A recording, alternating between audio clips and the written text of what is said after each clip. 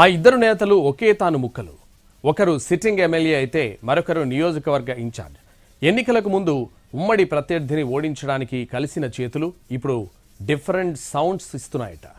ఆధిపత్య పోరు పీక్స్కు చేరి కూటమిలో ఉన్న కుంపట్లు వేరే అంటున్నారట. ఎవరా ఇద్దరు నేతలు? ఎక్కడుందా పరిస్థితి? విశాఖ వన్ టౌన్లో కూటమి పార్టీల మధ్య రాజకీయం రసకందాయంలో పడుతోంది. South sitting MLA Vamsikrishna Yadav, TDP incharge Seethamraju Sudhakar మధ్య కోల్డ్ వార్ నెక్స్ట్ లెవెల్కు చేరిందని చెప్పుకుంటున్నారు. వంశీకృష్ణ ఎమ్మెల్యేతో పాటు జనసేన సిటీ అధ్యక్షుడిగా కూడా ఉన్నారు.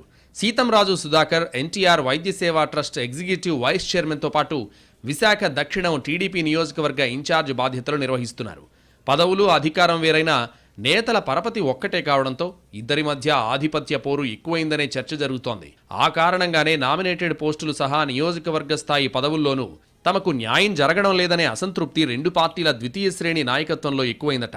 సంస్థాగతంగా టీడీపీకి బలమైన దక్షిణ నియోజకవర్గంలో అంతర్గత పరిణామాలు ప్రమాదకర స్థాయికి చేరాయని సీనియర్లు బాహాటంగానే చర్చించుకుంటున్నారు. ఒకే ఓరలో రెండు కత్తులు ఇమడలేవని తెలిసినా అధినాయకత్వం జోక్యం చేసుకోకపోవడం ఏంటంటూ క్యాడర్లో అసంతృప్తి పెరుగుతోందట. వాస్తవానికి విశాఖ సౌత్ రాజకీయాల్లో తెలుగుదేశం పార్టీకి ఎదురు లేదు. నాయకత్వంతో సంబంధం లేకుండా ఇక్కడ క్యాడర్ పటిష్టంగా ఉంది. ముస్లిం మైనారిటీలు, మత్స్యకార, బీసీ, ఎస్సీ సామాజిక వర్గాల ఓట్ బ్యాంక్ ఎక్కువ కాగా బ్రాహ్మణ, వైశ్య వర్గాలు ఫలితాలను నిర్దేశిస్తుంటాయి. విశాఖ రాజకీయాల్లో ఉద్దండులు గెలిచిన స్థానంగా గుర్తింపు పొందిన సౌత్ సీట్లో తొలిసారి బీసీ సామాజిక వర్గానికి చెందిన వాసుపల్లి గణేష్ కుమార్ కు టికెట్ ఇవ్వడం ద్వారా ట్రెండ్ మార్చి సక్సెస్ అయింది టీడీపీ. 2019లో రాష్ట్రం అంతటా వైసీపీ సునామీలో కొట్టుకుపోతే ఇక్కడి ఓటర్లు మాత్రం వాసుపల్లిని గెలిపించి లోకల్గా టీడీపీ బలాన్ని నిరూపించారు. వరుస విజయాలు, సంస్థాగతంగా పార్టీ పటిష్టత కోసం పనిచేసిన గణేష్ కుమార్ వైసీపీ అధికారంలోకి వచ్చిన వెంటనే పార్టీ ఫిరాయించగా టీడీపీకి నాయకత్వ శూన్యత వచ్చింది గాని క్యాడర్ బలహీన పడకపోవడం కలిసొచ్చింది.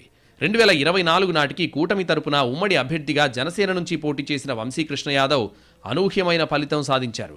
64,500 పైచిలుకు మెజారిటీ సాధించడాన్ని ఆశ్చర్యంగానే చూశాయి రాజకీయ వర్గాలు.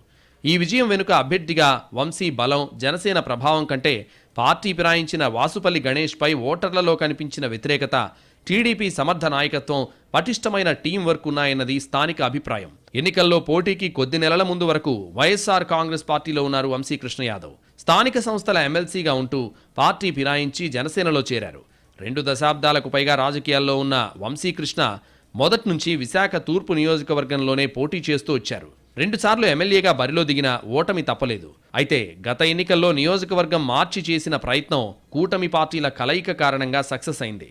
ఈ ఏడాది కాలంగా దక్షిణ నియోజకవర్గంపై తనదైన ముద్ర వేసుకునే ప్రయత్నం వంశీ యాదవ్ చేస్తూనే ఉన్నారు. పాత నగరంలో కాలుష్యం, డ్రైనేజ్, డ్రింకింగ్ వాటర్, రహదారులు వంటి సమస్యలకు పరిష్కారం కోసం ప్రయత్నిస్తున్నారన్న అభిప్రాయం ఉంది.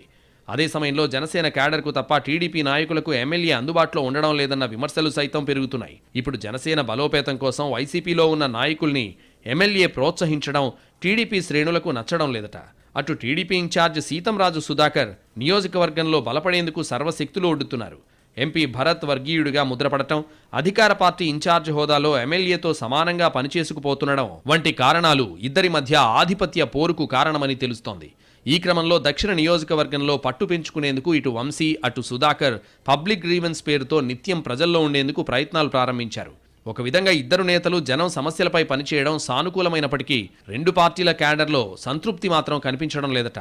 పైగా వైసీపీ నుంచి వస్తున్న వారిని ప్రోత్సహిస్తున్నారంటూ ఇద్దరూ విమర్శలు ఎదుర్కోవాల్సిన పరిస్థితి. అందుకు కారణం కూడా లేకపోలేదు.